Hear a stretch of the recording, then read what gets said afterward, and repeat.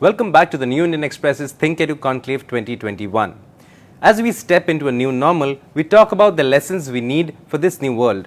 We have a day full of intriguing and thought-provoking conversations planned for you, so sit back and enjoy. Our next speaker is working on a project which maps the human mind. And what's better, it is an Atmanirbhar project. Please welcome Infosys co-founder and chairman of Auxiliar Ventures, Kris Gopalakrishnan. Senior journalist Kaveri Bamzai will also join the conversation. Hello and welcome to yet another session at the ThinkEDU Conclave. I have with me Kris Gopalakrishnan, who is not only one of the co-founders of Infosys, but also one of the leading lights of research on the human brain. He's in fact donated money for 3 chairs at the IIT Madras, if I'm not mistaken, and of course the Brain Research Center at the Indian Institute of Science, which he initiated and sort of created in 2017.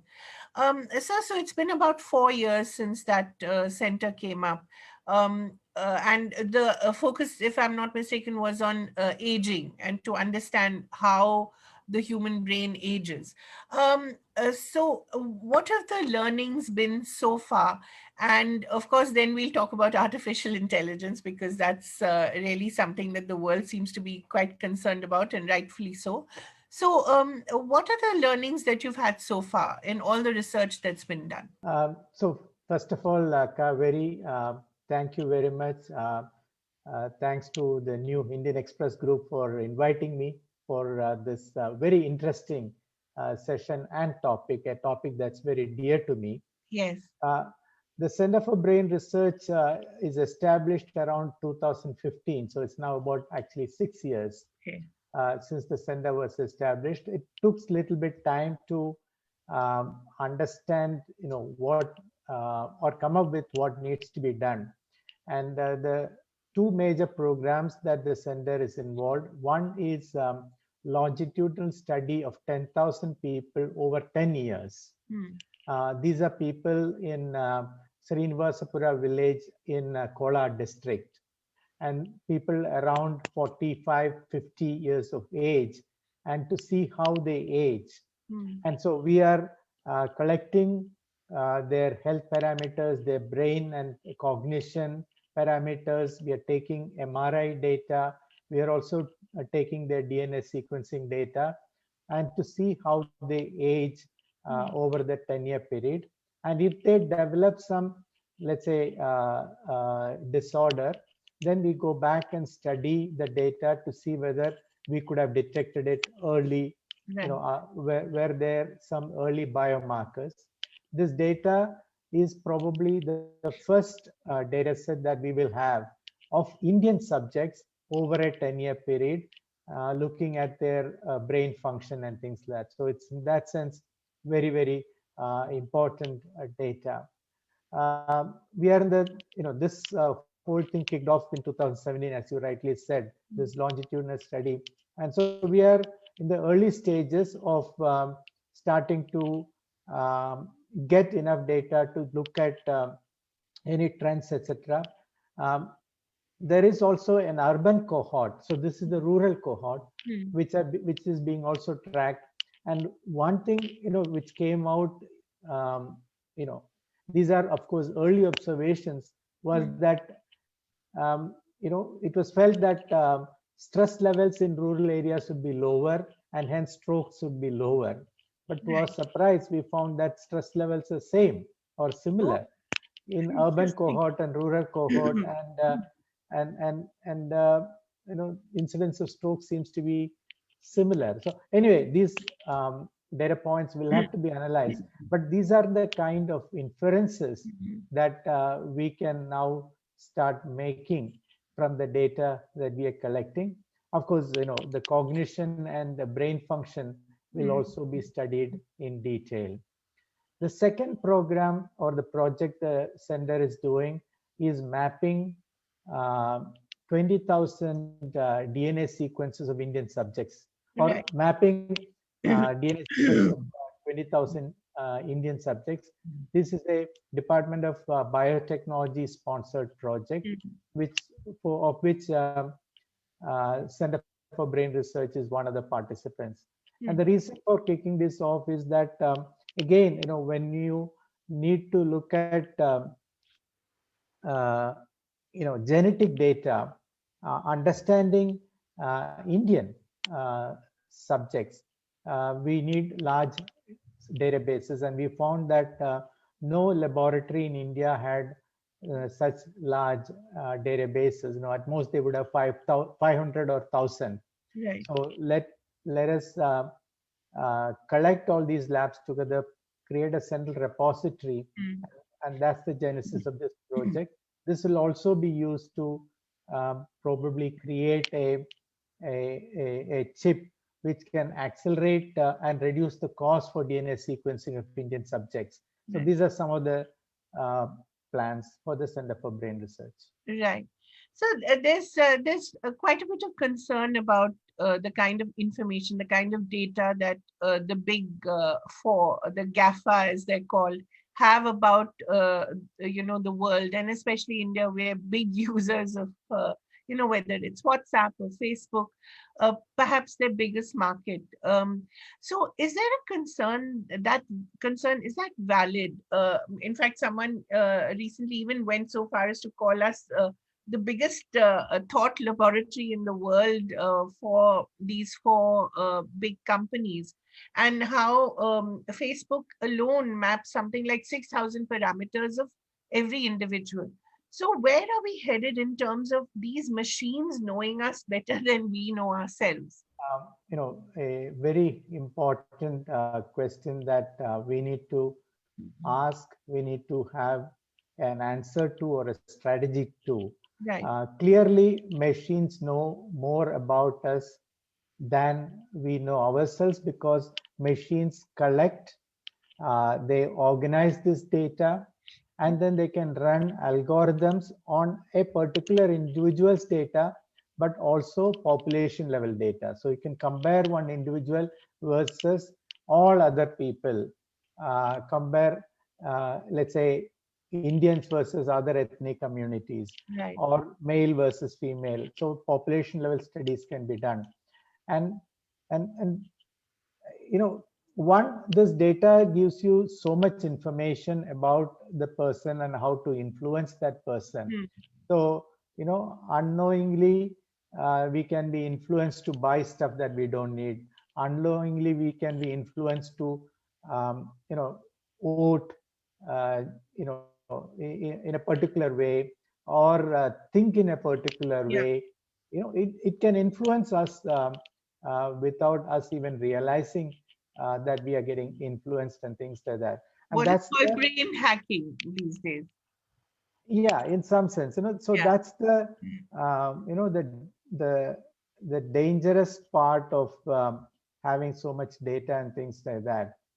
And the business model that drives this, which is seemingly um, free services, right? Yes. Right, so they induce you to use these services and provide this data by saying that the service is free. You can connect with your friends, you can Right. connect with your relatives, communicate with them. So we need to now think this through. I don't think it's unique to India. This is a Yeah. problem now the entire world is facing. And and the concentration of this data with just few companies is where the challenge and the problems are. And the world is only just trying to figure out how to combat this. The concentration of power is huge. Right. So, just as Infosys was the leader in the IT revolution of the 90s, and then, of course, in the 2000s, it really took off. Is there no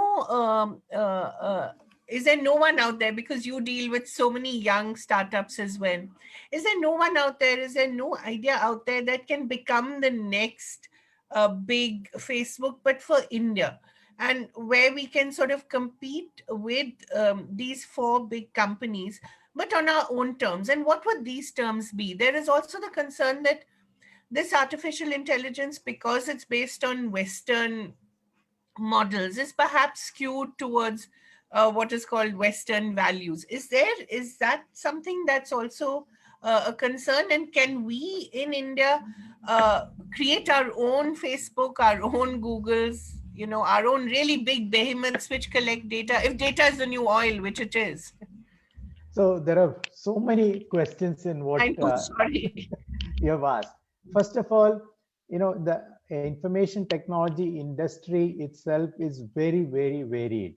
Yeah, You have the hardware providers, right. you have the software like the operating systems, you have the horizontal applications like the search application or the social networking application, your vertical applications like the ERPs that run the banks or run the retail industry, etc. And then you have the services companies. Now, what India has done very well is in the services industry, we are the world leaders. If you look at the top 10 companies in the world, five are Indian. They're still five are still Indian. In the vertical Which is the applications, topmost company in the services sector globally, sir? depending on the market cap on a particular day, it could be Tara Consulting Services, Okay, right? right. They're right at the top. There are one or two. Accenture is there. TCS is there. So um, that's an area we are dominating, and I believe that we will continue to dominate because we have a base today. We have a professional base which understands how multinationals work and how global companies work, and we have the services ethos in India, the culture in India. The second part is the vertical industry, and we are starting to actually create products here which are going to be global products. In the banking services industry, today the top two or three products are actually of Indian or Indian origin. From TCS, from Infosys. If you look at even the Oracle product, genesis of that is actually from India, and they acquired that company there. Where we don't have, and then the e-commerce application, for example, right?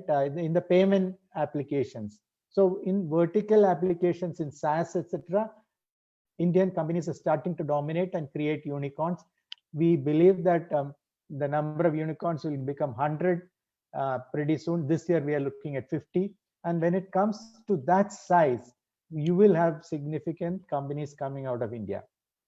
Where it's going to be challenging for us is to create these horizontal platforms like iOS or Android or Windows. There are only three in the world. Then these horizontals like a search engine or a Facebook or something like that, a social media network or a Twitter and things like that. That's going to be challenging because we need to come out with a new paradigm, and then we need to have the marketing muscle, the investment dollars to make that into a global entity. I'm not saying it will not happen, but that's a little bit more difficult for us to do. Among the unicorns, among the young people that you mentor at Axelor, and you invest in looking at their potential, do you see anyone who's interested in this area and is headed towards bigger things?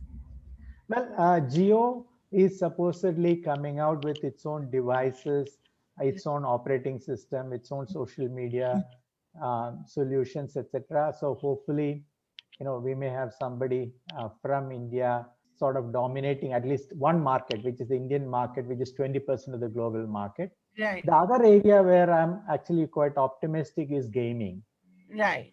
and esports and things like that. I expect, again, because we are large consumers, Yeah, expect some big names to emerge out of India. If you look at the top two cricket e-games, etc., again, these are companies from India, Nazara, Jet Synthesis.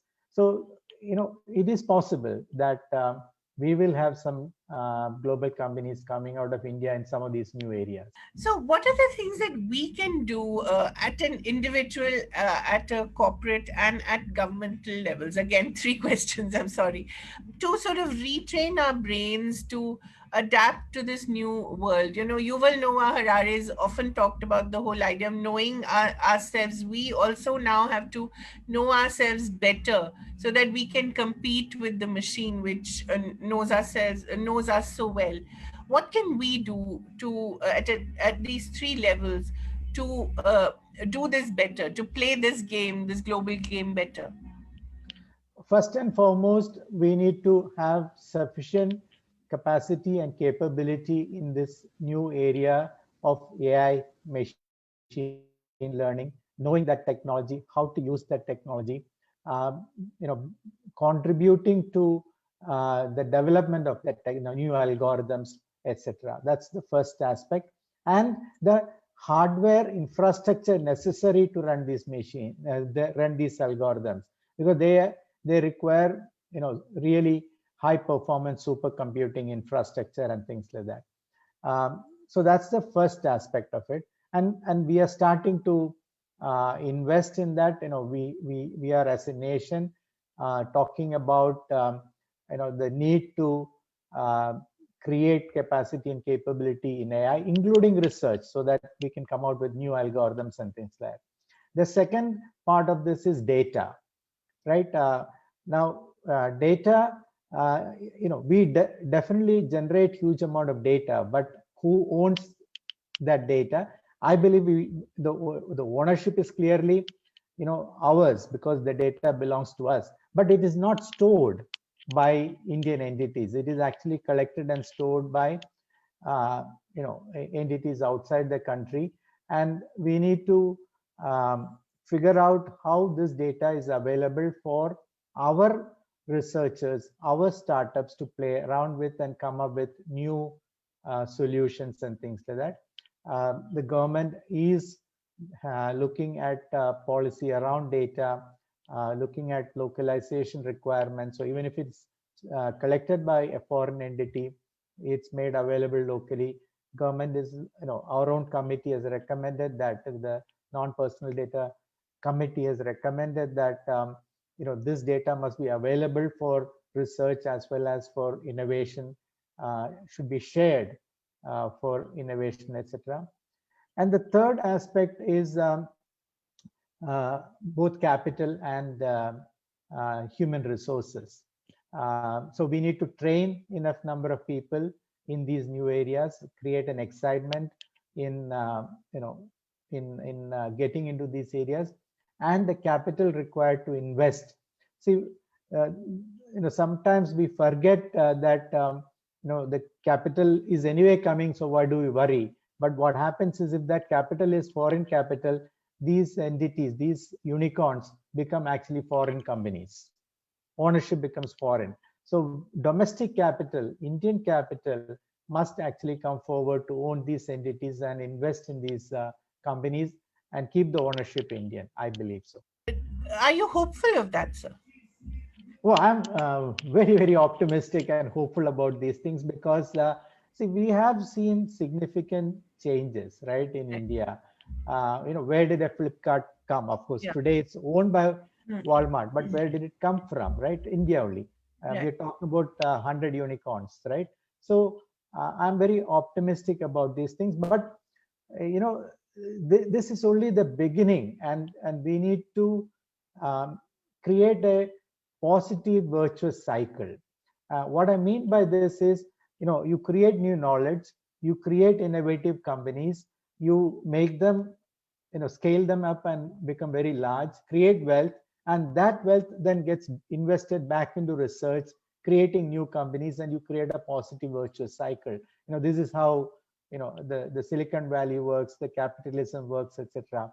We need to unleash that engine in India, and this can only be done as an ecosystem. So we started with the brain, right? Brain sciences, I believe, is the most exciting Absolutely. area today, or one of the most exciting areas today. The whole fourth industrial revolution Yeah. is called the intelligence revolution, Yeah. and it involves all these technologies. So we need to create a positive virtuous cycle in India today of uh,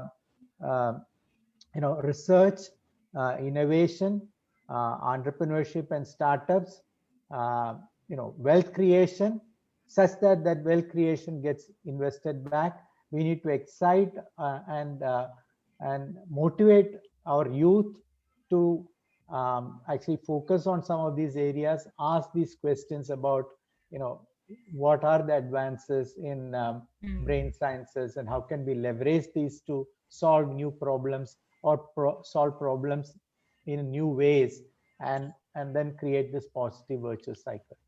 Right. So, linked to this is the new education policy that the government has come up with. Have you had a chance to look at it and see whether it is headed towards this direction? It is, they're talking about problem solving skills, they're talking about creativity, they're talking about multidisciplinary studies and things like that. You can take different subjects and accumulate enough credits. They're talking about transferable credits. They're talking about getting in and getting out of the educational system at different points, etc. All these, I believe, are important changes that we want to bring about, so that you create the right skills, which is about problem solving, creativity, and things like that, research, and you also give the flexibility for students to take on things that interest them, Right. and with different options and things like that. Right. Where are we to in the study of brain sciences at a lower level, at the level of undergraduate studies or postgraduate studies? Where are we at that level? Uh, so this is a growing field in India. We don't Right. have enough capacity, Right. and we need to, we need to attract more people. We need to invest more in research. We need to grow this field in India, and the field is actually very, very vast. Yeah. All the way from the hardware, understanding the human brain as an organ, understanding the for example the neurological disorders, and we didn't talk about that, and that itself is a huge field. Then taking those understandings and applying that to the technologies of the fourth industrial revolution, the computer revolution and things like that, and then looking at the way in which brains can be influenced with the data that we collect, to understand human beings, and to understand then uh, questions which are going to be or we are going to try to address in the future, things like what is consciousness, what is intelligence, can we think about completely mimicking a human being, how do we prevent ourselves from getting influenced by machines, things like of that nature, and the ethical questions about do we allow the machine to take decisions with human life, where human lives are involved, Right. etc. These are very important questions, and we need, so this field is actually very, very vast. Right. Mr. Gopalakrishnan, is there something in our own ancient texts that can also help us sort of look at some of these questions? After all, when we talk about consciousness and intelligence, these are things that a lot of our past greats have addressed through history and time. Is there something that we can use from there and actually make it valuable for Hello. contemporary times? I believe so. We have a lot of practices.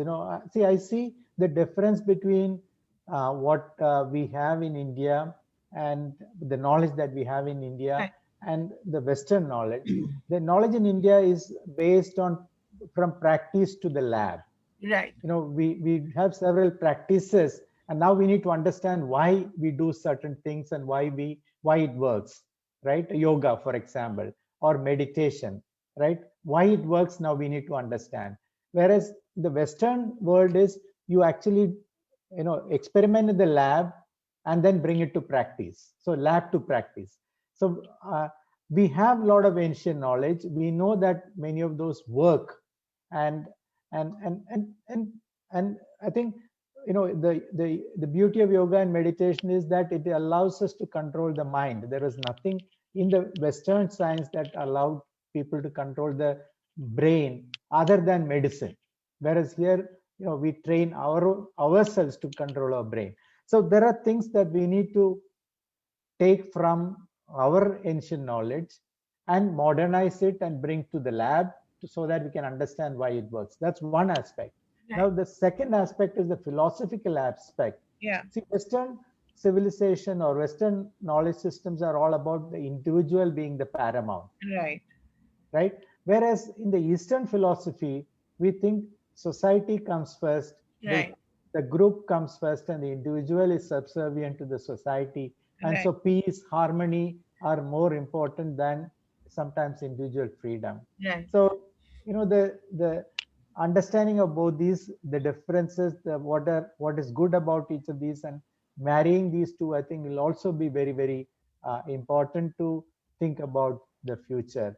And a lot of the issues related to what we talked about, these companies having so much data about us and knowing a lot of things about us, they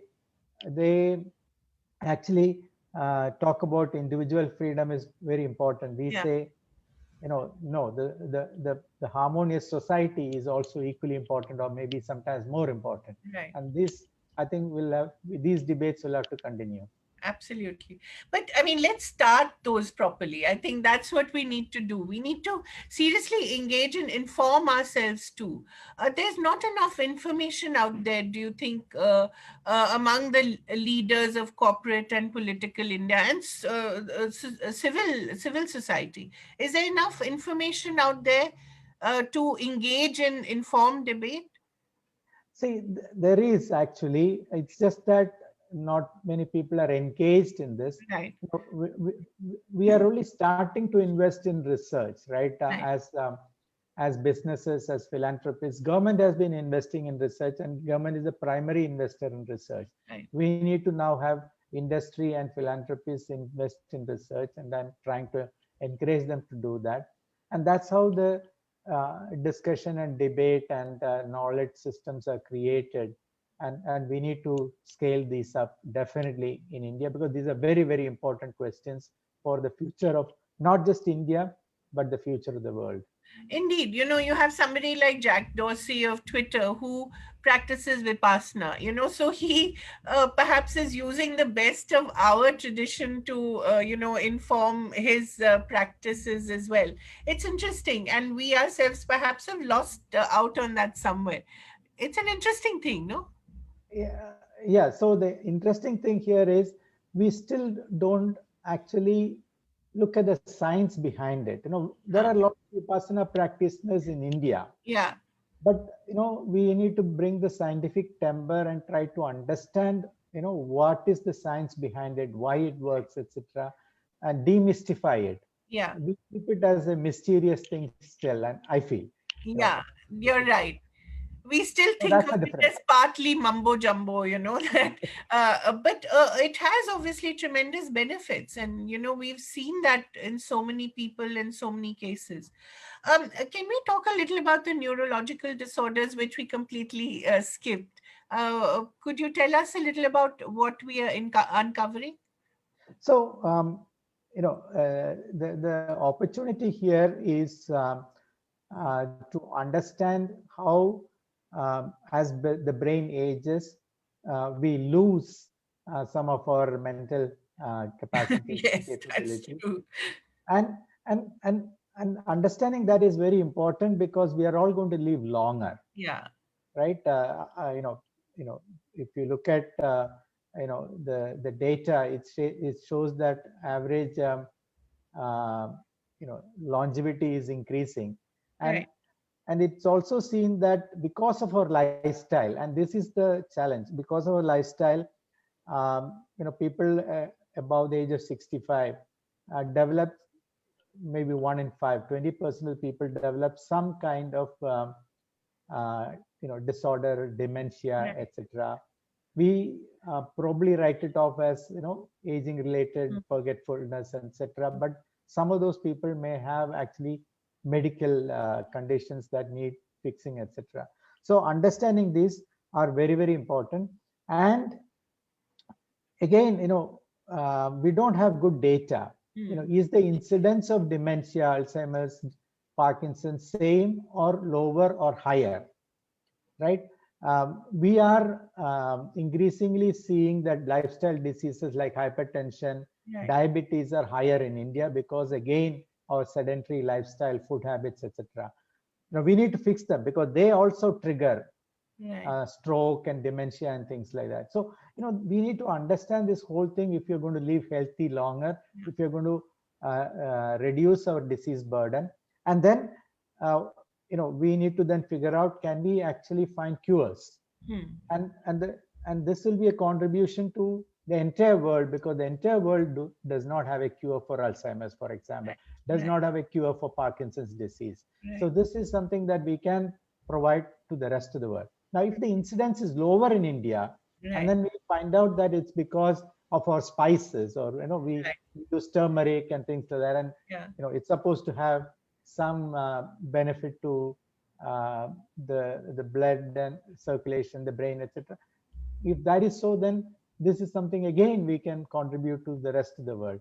Another study that I'm supporting is the whole herb brahmi, Right. right? Brahmi is supposed to help memory, right? Improve Right. memory and things like that. Again, we need a scientific study around these things and understand why, if it works, why it works, right? So these are the things that we can actually uniquely contribute to the rest of the world. So there'll be many more turmeric lattes in in America, I think. Yes, exactly. People are lapping it up, and Yeah. but the science behind it, if it Yeah. works, why it works, should also be understood. Right. As our brain ages, of course, we lose certain things. What do we gain as our brain ages? Because sometimes you become smarter, don't you? So, see, there are two aspects. Yeah. One is our ability to respond, our ability to remember. We slow down things, and that's part of aging. But that experience that we Yeah. have and the ability to connect the dots and come out with, let's say, inferences, Right. come out with the responses. Um, is expected to become better as we age, as we get more experienced, etc. And again, the science behind it we need to understand. And how can we train ourselves to do Hmm. that? See, what is beautiful about the brain is that till the minute we die, Yeah. it's actually constantly learning, Constantly it's learning. constantly Yeah. evolving. Right. So can we train ourselves to learn new things as we age? Just like we can exercise our muscles, we can Yeah. exercise our brain also. Yeah. Yeah. Train to learn new things, learn new languages, new capabilities, and things like that. In fact, that's one of the ways people believe that we can keep ourselves mentally young, is Hmm. to you know try to do new things, try to do things differently, and all of these things people can actually learn. If you have certain habits, change those habits Yeah. deliberately, do things Yeah. differently. It trains our brain to do certain things differently. So youth is highly overrated. uh, See, today now, 60 is the new young, What right? we, yeah. So, people are going to live, to 90, etc. And we should try and see how we can, you know, um, prolong the period of being, um, you know, contributors, good citizens. Right. I think that's what we need to think about. And it also then opens up other things like, what is the retirement age? When should people stop working? Uh, I believe people should never stop working. They should continue to work till they die, right? So those are the things that we need to think about. So I wanted to ask you a personal question. What do you do to keep yourself mentally young? Because you're involved in so many things, you meet so many young people, you're investing in the brain. What are the things that you do as a daily practice or as something that you've retrained your brain for to keep yourself going? First is physically fit. I think Yeah, you can be mentally fit only if you're physically fit, I believe. right. It's part of being meant. So I do exercises every day now. Morning exercise and evening I try to go out for a walk. What do you do, sir? Do you do yoga or do you do, It's a do you go to mix the gym? actually. Okay. No, I don't go to the gym. I do it at home. So I do some yoga, some aerobics, and Right. sometimes I do elliptical. Okay. So it's a combination of all these things. And the evening we just go out for walk. It's a partly a relaxation also. Right. Go to Right. the park and walk and Mhm. things there. And the second is, you need to interact with people. You need to learn new things. So I read for about an hour every day, Right. different subjects. Sometimes it's novels, sometimes it's you know uh, uh, some science subjects or history. So keep reading stuff and things like that, and interacting with people, because people interactions are very important. From a, you know you have knowledge, but how can you um, convey that knowledge so that somebody else can understand? Yes. It requires you to put that in a certain structure. Hmm. That itself, I believe, reorganizes your thinking, reorganizes your brain, Right. and then new insights may come out of that. And a lot of the things that I've now starting to understand better, I'm only starting to understand better, has happened in the last 5 6 years. Even computer science, now I understand better because of my trying to understand the brain, etc. Right. What have you read recently which you really enjoyed and which you would really recommend to us? Because I know that you're very generous in your recommendations. You're always sharing what you've just read or just heard. And that's really wonderful because it gives the rest of the world, way forward. What have you just read which you really enjoyed? So, I recommend Yuval Harari's books, The Yeah. Sapiens and Right. Homo Deus. That gives you a glimpse of what happened and what is Right. possibly going to happen. Right. That I recommend. He Uh, also studies Vipassana. So interesting. He also practices Vipassana. no, I find that more and more people who um, you know are thoughtful, think Yeah. about these things, are looking at meditation, etc., because they understand that's how you make the brain more active and more Mhm. powerful, Right. right? It allows you to, I think, restructure your thoughts and things like that. Right. Then I read stuff on genetics and gene and things like that. There are multiple books in these areas. I'm the third aspect I'm reading is about AI, machine learning.